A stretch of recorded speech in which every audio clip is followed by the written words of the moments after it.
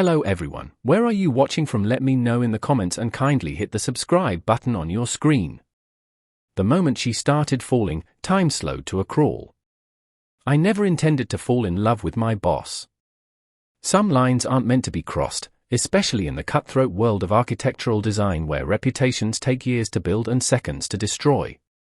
But there I was, arms outstretched on the edge of the Cliffside Resort's incomplete 27th floor, watching as Vanessa Harlow, the woman who had terrorized the entire office for 3 years, lost her balance during what should have been a routine site inspection. "Jump, I'll catch you!" I screamed over the howling wind, my heart thundering against my ribs as she clung to an exposed beam, the 300-foot drop beneath her expensive heels promising certain death. Her eyes, usually cold and calculating when dissecting my designs, were wide with fear. For the first time since I'd known her, Vanessa Harlow looked vulnerable. "I can't," she whispered, but the wind carried her words away. Rain began to fall, turning the steel treacherous. Her fingers slipped an inch. "Trust me," I pleaded, stretching further, ignoring how my own safety harness dug into my waist. "Just this once, Vanessa." The irony wasn't lost on me. 6 months ago, during my performance review, she'd told me my greatest weakness was that I didn't inspire trust.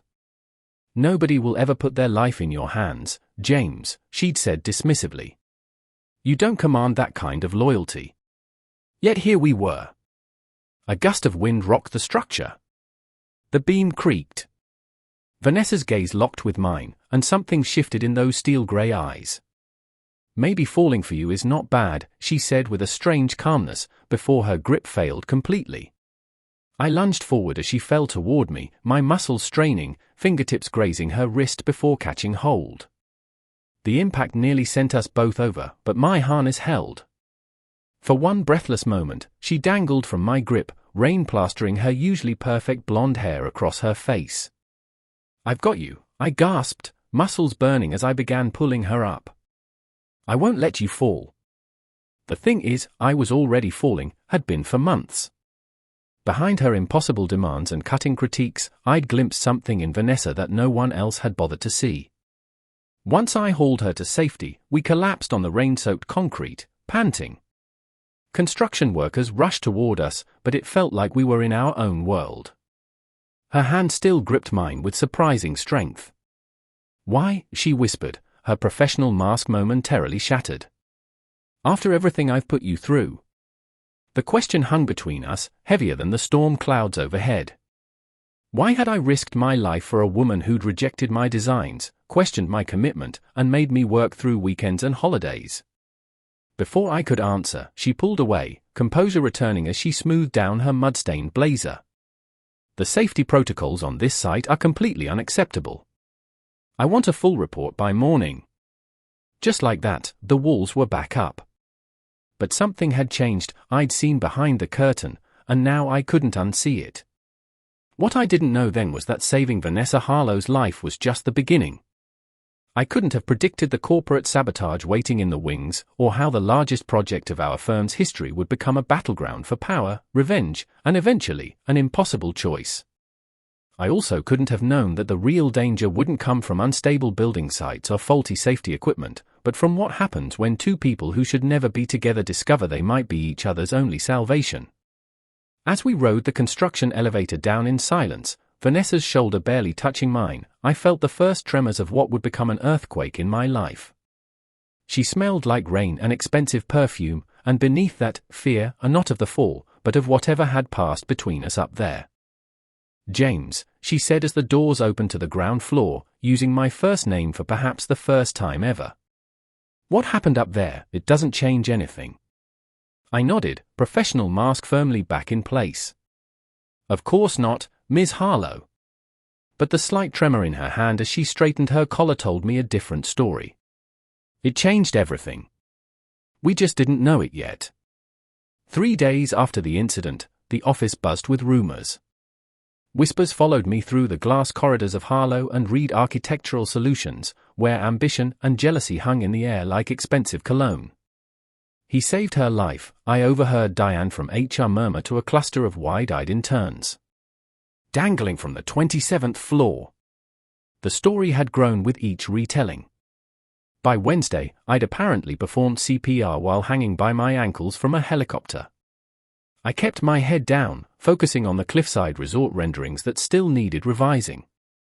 The truth was complicated enough without embellishment. I hadn't seen Vanessa since that rainy afternoon. She'd called in working remotely, unprecedented for a woman who once came to a client meeting with a 102-degree fever because commitment doesn't take sick days. My phone buzzed with a text from an unknown number. My office. 8 p.m. Come alone. V. My heart stuttered. The building would be nearly empty by then. At 7:58 p.m., I stood outside her corner office, pulse racing as if I were 22 and facing my first client pitch. I knocked twice. Enter. Vanessa sat behind her imposing desk, the city lights creating a halo around her silhouette. She'd let her hair down, another first. Close the door, she said, not looking up from her laptop. I complied, then stood awkwardly in the center of the room. The Cliffside project is being sabotaged, she said without preamble, finally meeting my gaze. And I think someone wants me dead. My mouth went dry. Are you sure the beam failure wasn't just the fourth accident of this month, James? First the brake failure in my car, then the tampered elevator cables, the mysterious gas leak in my private bathroom, and now this. She stood, circling her desk with predatory grace. Someone doesn't want this project completed. But why? 50 million reasons, she said sharply. The Cliffside Resort is the most valuable contract this firm has ever landed. Whoever delivers it successfully becomes full partner. Understanding dawned. And your uncle is retiring next month. Exactly. She approached me, close enough that I could smell her perfume, something subtle and expensive. I need someone I can trust. The irony of her words wasn't lost on me. And suddenly that's me?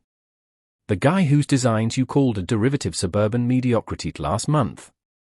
A hint of color touched her cheeks. You risked your life for me. I would have done the same for anyone, I said, though we both knew it wasn't entirely true. She studied me with those calculating eyes, then did something that shocked me more than her near fall had. She smiled. Not the sharp, professional smile she used to close deals, but something softer, uncertain. Maybe. But you're also the only person in this firm whose designs I've actually rejected for being too ambitious, not too safe. My eyebrows shot up. You've been giving me the opposite feedback for 3 years. Because I needed you to master the fundamentals before breaking rules. She turned away, gazing out at the glittering skyline. You have vision, James. You just needed discipline. The compliment, if that's what it was, left me speechless. I need your help, she continued. We'll work on this privately, after hours. The official story is that I've assigned you as lead on the resort's interior redesign. And the unofficial story. She turned back to me, vulnerability flashing across her features before disappearing behind professional resolve. We find out who's trying to kill me before they succeed. That night marked the beginning of our strange partnership.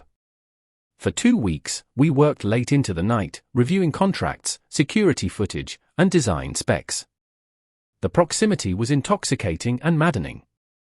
Sometimes our hands would brush as we pored over blueprints, and the electricity between us was undeniable. One night, I found her staring at a photograph on her desk, a younger Vanessa beside an older man with her same steel grey eyes. My father, she said, catching me looking. He built this firm from nothing. Everyone expected him to leave it to my brother, but he chose me instead. Her voice carried a familiar weight, the burden of constantly proving yourself worthy. That's why you push so hard, I realized aloud. She nodded, vulnerability momentarily visible in the lamplight. Excellence isn't optional when your name is on the building. Is it lonely? I asked before I could stop myself. Her eyes met mine, startled by the personal question. For a moment, I thought she might evade it with her usual professional deflection. Terribly, she whispered instead. Something shifted between us that night, a crack in the foundation of our carefully maintained distance. The next evening, we discovered discrepancies in the supply chain documentation. Materials ordered weren't matching materials delivered. Someone was substituting lower quality components while pocketing the difference. This could cause a catastrophic structural failure, I said, horror dawning as I recognized the pattern. Vanessa's face went pale. It wasn't just me they were after. They're willing to risk hundreds of lives when this building opens. We worked until 3 a.m., compiling evidence. When Vanessa finally stood to stretch, exhaustion evident in the slope of her shoulders, she swayed slightly. I caught her elbow to steady her. "You should rest," I said softly. She didn't pull away. Instead, she looked up at me with an expression I'd never seen before, uncertainty. "I don't think I should be alone tonight," she said quietly. "Whoever is behind this knows we're getting close." My breath caught. "Vanessa, I'm not propositioning you, James," she said, a hint of her usual sharpness returning, though her cheeks flushed. "I'm simply suggesting that safety in numbers might be prudent."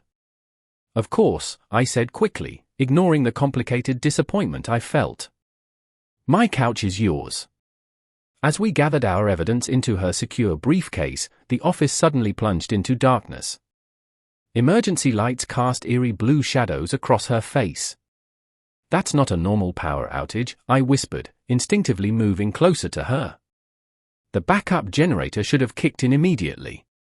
From somewhere in the darkened hallway came the unmistakable sound of footsteps. Vanessa's hand found mine in the darkness, her fingers ice-cold against my palm. "James," she whispered, her voice steady despite everything. "I think they're here." In the pitch darkness of Vanessa's office, we became statues, barely breathing as the footsteps drew closer.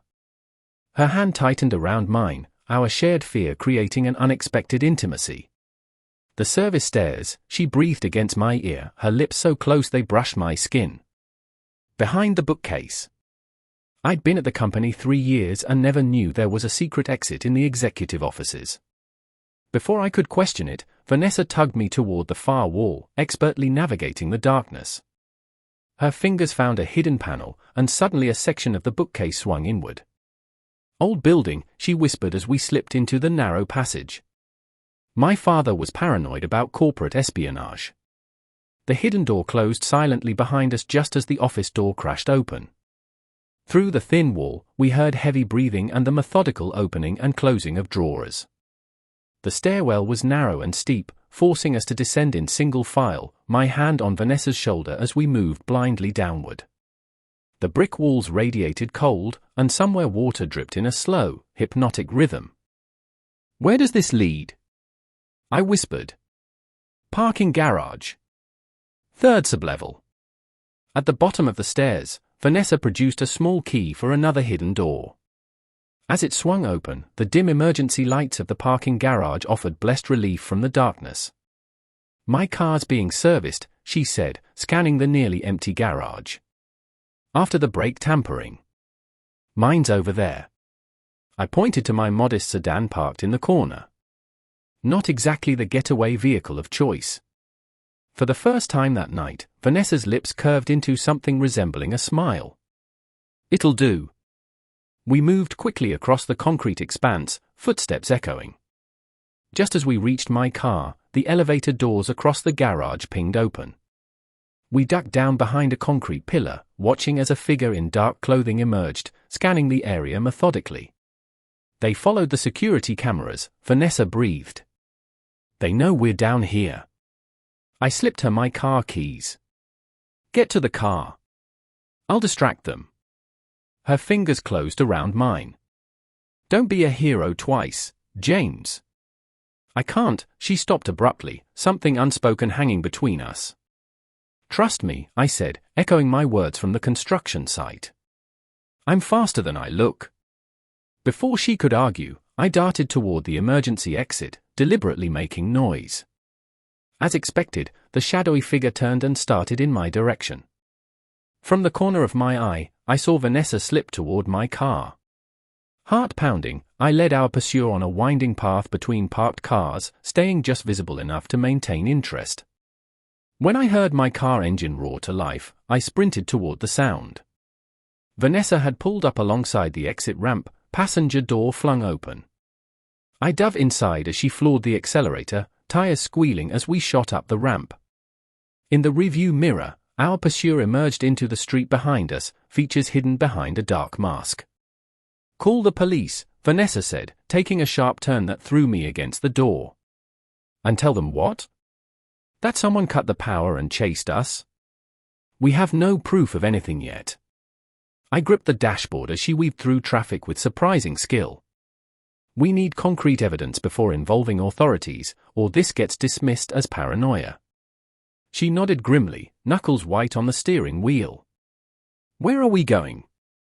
"My place," I said. "It's the last place anyone would look for Vanessa Harlow." 20 minutes and several deliberate wrong turns later, we pulled into the underground parking of my apartment building in a neighborhood Vanessa probably hadn't visited since college. The silent elevator ride to my floor crackled with unspoken tension. I unlocked my door, suddenly self-conscious about my modest one-bedroom. "It's not much," I said as we entered. Vanessa surveyed the space, the architectural books stacked neatly on industrial shelving, the drafting table by the window where I worked on personal projects, the minimalist furniture chosen for function over fashion. "It's exactly what I expected," she said, but there was no judgment in her tone. She ran her fingertips along the edge of a scale model I'd been building, my vision for a sustainable community center. "You live your work," says the woman who sleeps on a couch in her office 3 nights a week, I countered, moving to close the blinds. She smiled faintly. "Touché." The adrenaline that had carried us this far began to fade, replaced by the awkward reality of our situation.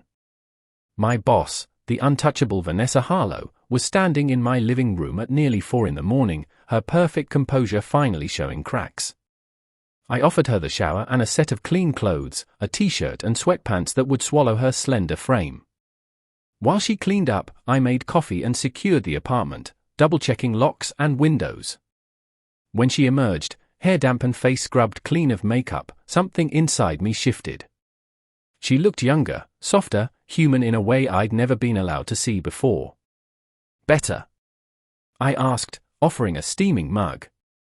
She nodded, curling into the corner of my couch with surprising ease. "I've been chased through a parking garage, nearly killed multiple times, and now I'm wearing clothes that smell like my employee. Better is relative." I laughed despite everything, settling at the opposite end of the couch. "At least the coffee's good." For a moment we sat in surprisingly comfortable silence, the city lights twinkling beyond my windows. "Why architecture?" she asked suddenly. The question caught me off guard. In 3 years, she'd never asked anything personal. My mother was a single parent, worked 3 jobs to keep us afloat. We lived in this tiny apartment with paper-thin walls. I stared into my coffee. I used to draw what our home could be, spaces with light and air and room to breathe. I guess I never stopped. Vanessa watched me over the rim of her mug, something soft in her expression. "You build sanctuaries." The simple observation struck a chord so true that I could only nod. "I build monuments," she said quietly. "My father taught me that buildings outlast people, that immortality comes from leaving your mark on the skyline." "Is that what the Cliffside Resort is?" "Your monument." She set down her mug, suddenly intent. "It's my legacy. The first project entirely my own vision." She leaned forward. "That's why I can't understand who would risk so much to sabotage it." I reached for the briefcase containing our evidence. "Let's figure it out." We spread documents across my coffee table, piecing together the puzzle. The fabricated inspection reports. The substituted materials. The falsified signatures. "Wait," Vanessa said suddenly, grabbing a supply manifest. "This authorization code, I know this sequence." She pulled out her phone, scrolling through emails before stopping abruptly. All color drained from her face. "What is it?" I asked. She turned the phone toward me. There on the screen was an email containing the same code sequence, attached to a familiar name. "It's my brother, Alexander," she whispered, voice breaking. "He's trying to kill me." The revelation hung in the air between us, terrible and absolute. Her only family, orchestrating her destruction. Before I could respond, my apartment phone rang, startling in the pre-dawn quiet. No one ever called that number. I answered cautiously. "Hello?" A male voice, smooth and cultured, responded. "You have something that belongs to me, Mr. Chen." I met Vanessa's wide eyes across the room. "Both the documents and my dear sister, Alexander Harlow," continued pleasantly. "And I'm coming to collect." The line went dead. The silence that followed felt like a physical weight. "He found us," Vanessa whispered, her usually commanding voice reduced to something fragile. "How did he find us so quickly?" My mind raced through possibilities. "Your phone. Is it company issued?" She nodded slowly, horror dawning in her eyes. She pulled it from her pocket as if it were suddenly toxic. "He's tracking you." I took the device, powered it down, and removed the battery. "We need to leave. Now. Where can we possibly go that Alexander can't find us?" Her composure was cracking, revealing the wounded core beneath. "He has the firm's resources, connections throughout the city." I grabbed a backpack and began stuffing it with essentials, the evidence we'd gathered, a change of clothes, my laptop. "Not all connections," I said, surprising myself with sudden clarity. "My college roommate Owen has a cabin upstate. No internet, no landline. Off-grid. Alexander won't think to look there, and even if he did, he couldn't track us." Vanessa stared at me, conflict evident in her expression. "I can't ask you to." "You're not asking. I'm offering." I paused in my hasty packing. "Unless you'd rather face this alone." Something shifted in her eyes, a decision being made. "No," she said softly. "I wouldn't." 20 minutes later, we were in a rideshare headed to a car rental agency that opened at 5 a.m. Vanessa sat silently beside me, watching the city slide past the windows. Dawn was just beginning to lighten the eastern sky, painting the glass towers with pale gold. "I always wanted his approval," she said suddenly, her voice barely audible. "Even after Father chose me to lead the company, I kept trying to win Alexander over. Kept believing that someday he'd see me as an ally rather than competition." I didn't know what to say. My own family dynamics, just my mother and me against the world, had been simple by comparison. "Family should be the people who catch you when you fall," I said finally. "Not the ones pushing you." Her eyes met mine, something raw and unguarded in them. "Is that what you're doing, James? Catching me?" The question hung between us, layered with meanings neither of us was ready to articulate. "For now," I answered carefully. "Later, maybe we can teach you to fly instead." A ghost of a smile touched her lips before disappearing into resolve. "First, we need to survive my brother." At the rental agency, I used cash and my driver's license to secure a nondescript sedan. Vanessa waited in the shadows, a baseball cap pulled low over her distinctive blonde hair. As we headed north on the highway, the city gradually gave way to suburbs, then to rolling countryside. Neither of us had slept, running on adrenaline and gas station coffee. "Tell me about the resort," I said to keep us both alert. "Your vision for it. Not the corporate presentation version, the real one." For a moment, I thought she wouldn't answer. Then she began to speak, her voice growing animated as she described the sweeping curves of the main building, how it would emerge from the cliffside like an extension of the natural rock, how the sunset would transform the glass facade into cascading fire. "It's the building I've seen in my dreams since I was 12, she admitted. When other girls had posters of boy bands, I had sketches of impossible buildings. "It's not impossible," I said. "Your designs are revolutionary, but sound." She glanced at me, surprise evident. "You've studied my original plans." I kept my eyes on the road, suddenly self-conscious. I may have accessed them after hours once or twice. For professional development. A smile played at her lips. Breaking rules, Mr. Chen. Learning from the best, Ms. Harlow. The 3-hour drive passed quickly as conversation flowed more easily than it ever had at the office. Away from the corporate hierarchy, we were just two architects passionate about our craft. The cabin appeared suddenly around a bend, a rustic A-frame nestled among towering pines, a small lake glittering beyond it. I parked behind the structure, concealing the car from the narrow access road. "Your friend won't mind us being here?" Vanessa asked as I retrieved the spare key from beneath a stone frog. "Owen's in Japan for 6 months. He asked me to check on the place occasionally." I unlocked the door. "No one will think to look for us here." The interior was simple but comfortable, an open main room with a stone fireplace, a small kitchen area, a bathroom, and a loft bedroom accessible by ladder. I busied myself checking the generator and water supply, acutely aware that there was only one bed. When I returned to the main room, Vanessa had spread our evidence across the dining table, creating an intricate map of Alexander's sabotage. "It's not just about me," she said without looking up. "If he succeeds in compromising the resort structure, hundreds could die when it opens. Then we don't let him succeed." I moved to stand beside her, our shoulders almost touching. "We have enough here to go to the authorities, but we need to organize it clearly. Make it impossible to dismiss." She nodded, determination replacing the vulnerability of earlier. "Where do we start?" For hours, we worked side by side, organizing financial records, falsified safety reports, and supply chain discrepancies into a compelling case. As evening fell, I lit the fireplace while Vanessa prepared a simple meal from the cabin's stock pantry. We ate in companionable silence, exhaustion finally catching up. When Vanessa stifled her third yawn, I addressed the elephant in the room. "You should take the loft. I'll sleep down here on the couch." She glanced up at the sleeping area, then back at me. "This isn't the office, James. We don't need to maintain artificial boundaries." My heart stuttered.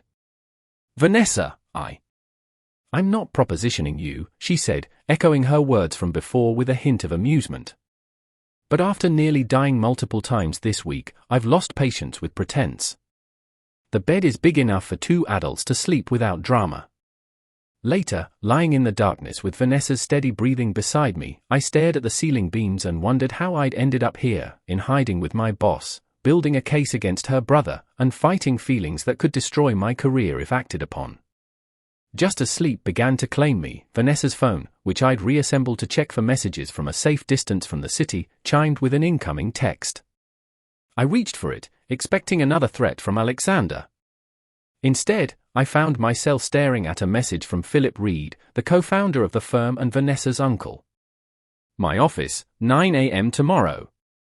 I know what Alexander is doing. I can help. Come alone." I gently shook Vanessa awake, showing her the message.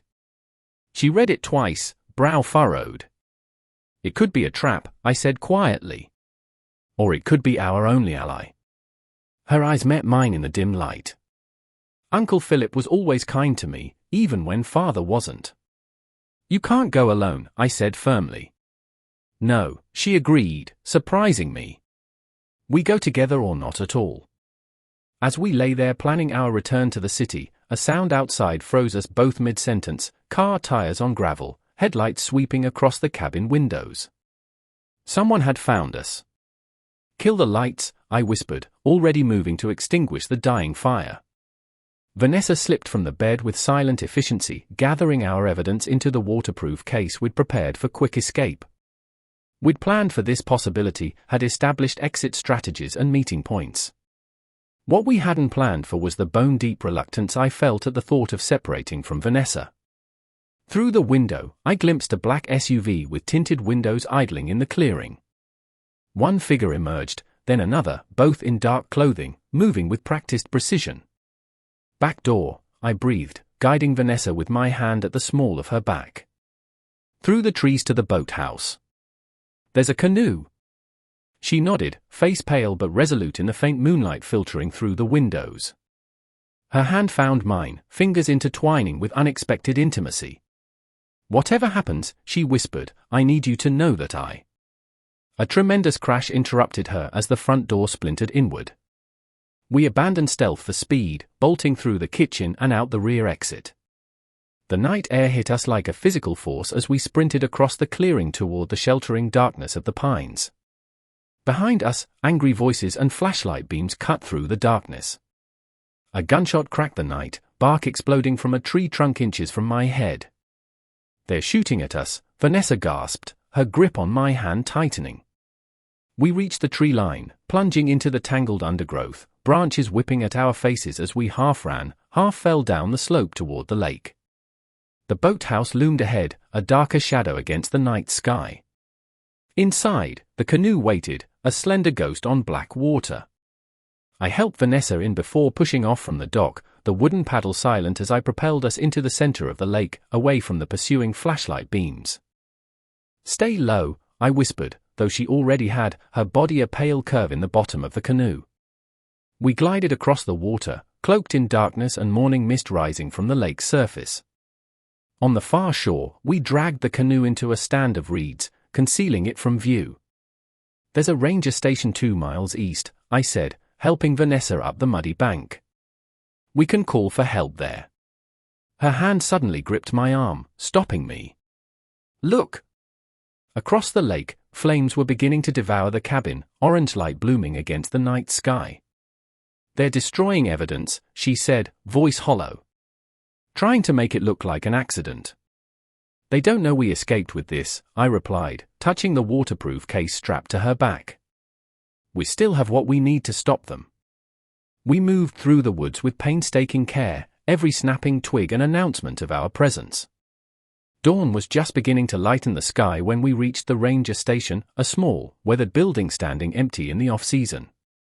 After breaking a window to gain entry, I found an ancient landline phone and dialed Philip Reed's private number, the one he'd given me years ago during my initial interview. "Reed," came the gruff answer. "It's James Chen," I said, watching Vanessa's face carefully. "I'm with your niece. Someone just tried to kill us."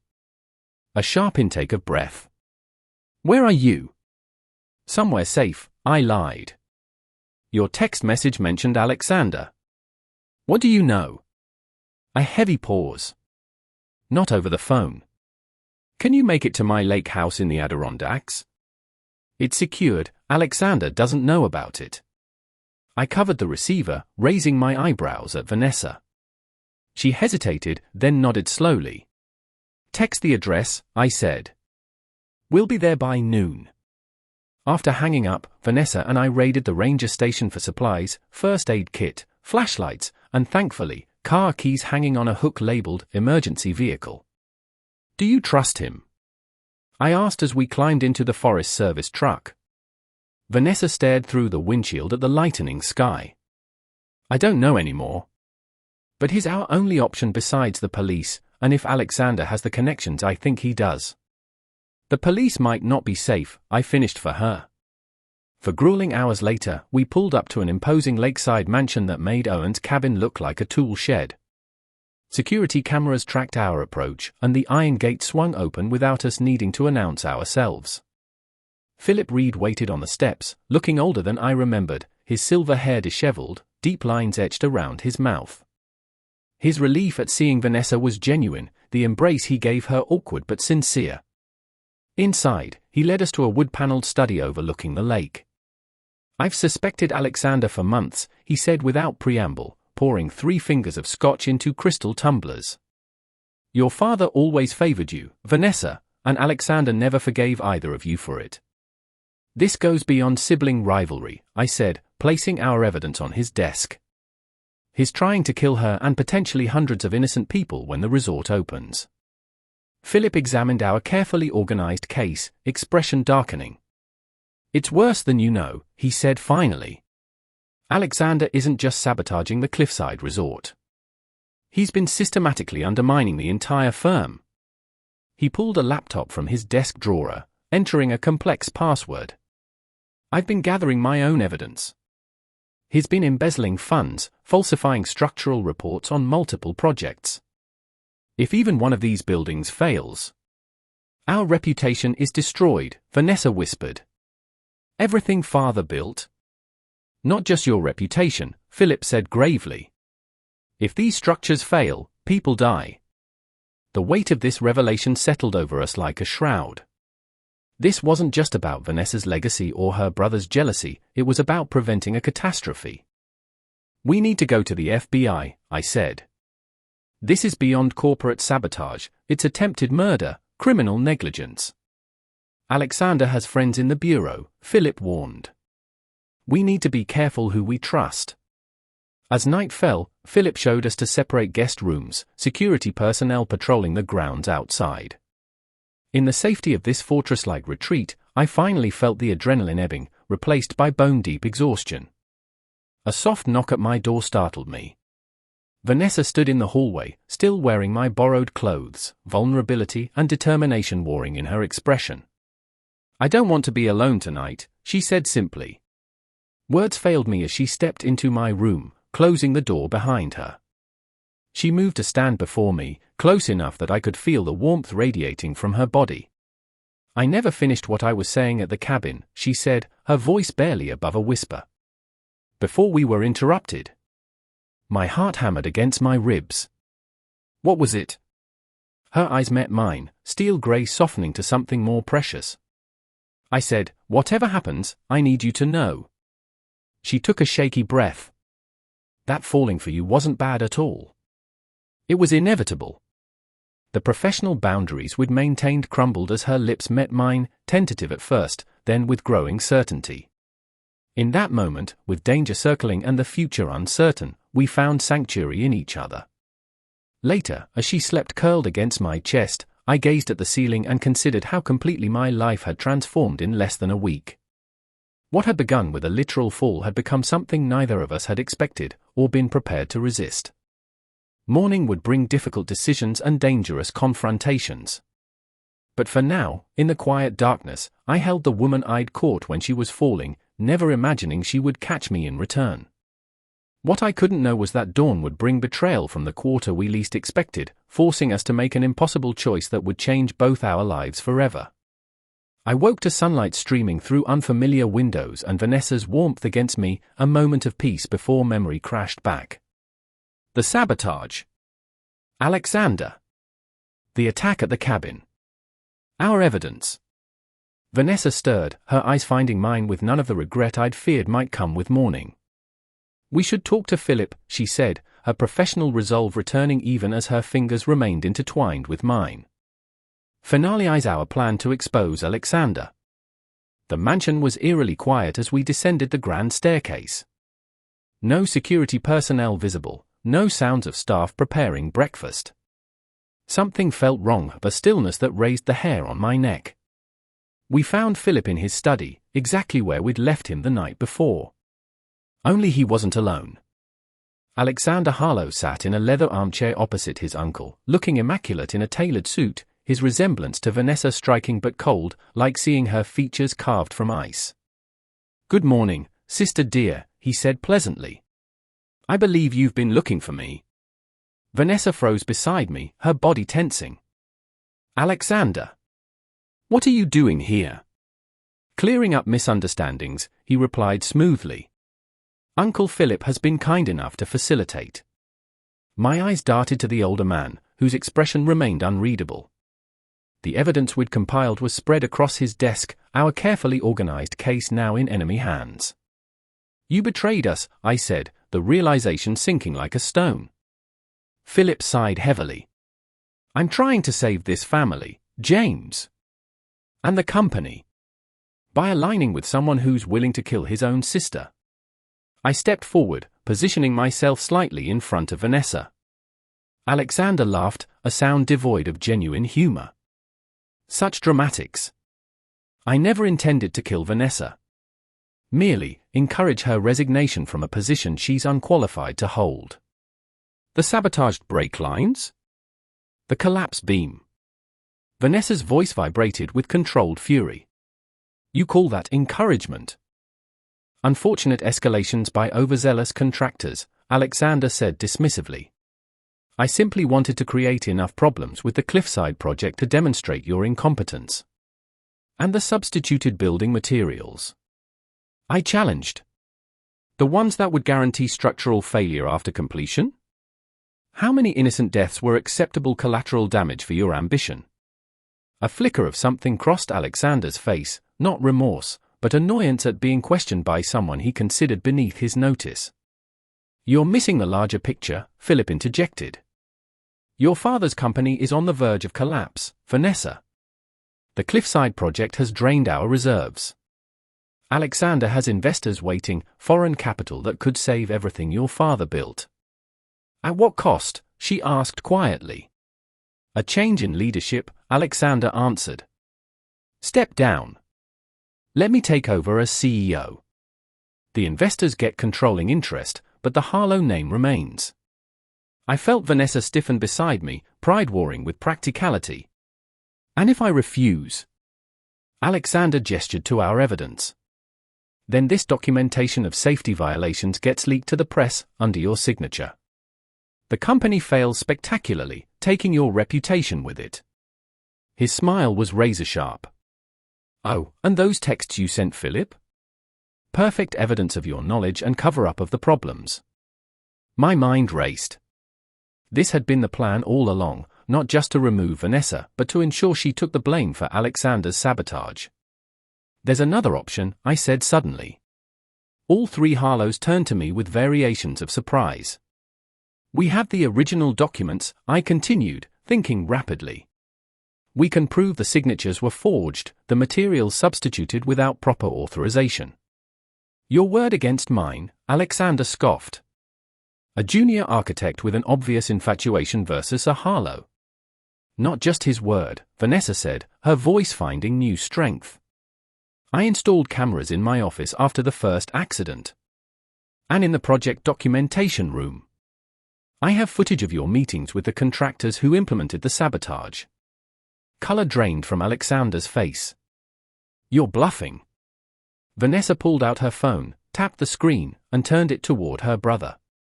There he was, clearly visible, exchanging documents with a contractor we'd identified in our investigation. I learned from father to always have leverage, she said coolly. I just never thought I'd need to use it against family. Philip leaned forward, suddenly alert. You never mentioned this footage. Because until now, I wasn't certain who to trust. Her eyes met her uncle's with quiet accusation.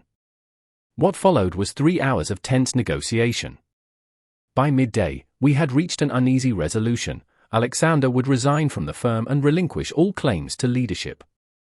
The sabotage would be attributed to the contractors, who would face criminal charges. The company would survive, though diminished. As security personnel, now loyal only to Vanessa, escorted Alexander from the property, he paused beside me. She'll never love you, you know, he said softly. Harlows don't love. They use people until they're no longer useful. I met his gaze steadily. Perhaps that's true of the Harlow you became. Not the one she is. Alone in Philip's study after the others had gone, Vanessa stood at the window overlooking the lake, afternoon sun turning her hair to spun gold. What happens now? I asked, keeping my distance, unsure where we stood in the aftermath. She turned, studying me with eyes that had seen too much betrayal. Professionally? I rebuild the firm. Salvage what can be saved of the Cliffside project. Start over with people I can trust. And personally. I held my breath, preparing for the inevitable return to our proper roles. She crossed the room slowly, deliberately, until she stood before me. James Chen, she said softly, you once told me I should learn to fly instead of fall. I nodded, remembering our conversation during the drive to the cabin. I think, she continued, her hands finding mine, that perhaps we could learn together. What about the company? The professional boundaries? I asked, even as I drew her closer. Some rules are worth breaking, she whispered against my lips. Some falls are worth taking. 6 months later, the redesigned Cliffside Resort rose from the rocky shore, its lines more graceful, its structure more sound than the original plans. Vanessa and I stood on the observation deck, watching the sunset transform the glass facade into the cascading fire she had always envisioned. "It's magnificent," I said, arm around her waist. "It's ours," she corrected, leaning into my embrace. "I couldn't have salvaged it without you." The plaque beside the entrance now bore both our names, partners in design, in vision, in life. When I told her to jump that day on the construction site, neither of us could have imagined where we would land. Through danger and betrayal, through professional boundaries and family legacies, we had found something neither of us had been looking for. "I told you I'd catch you," I said, kissing her temple. She smiled, no longer the untouchable Vanessa Harlow but simply the woman who had chosen to fall with me rather than stand alone. "And I told you," she replied, eyes reflecting the golden light of the setting sun, "that falling for you wasn't bad at all." As we turned to leave, her hand in mine, I realized that sometimes the most beautiful structures aren't buildings at all, but the connections we forge when we're brave enough to reach across the void and trust someone to catch us on the other side. Thank you everyone for watching. Let me know your thoughts in the comments and kindly subscribe to this channel.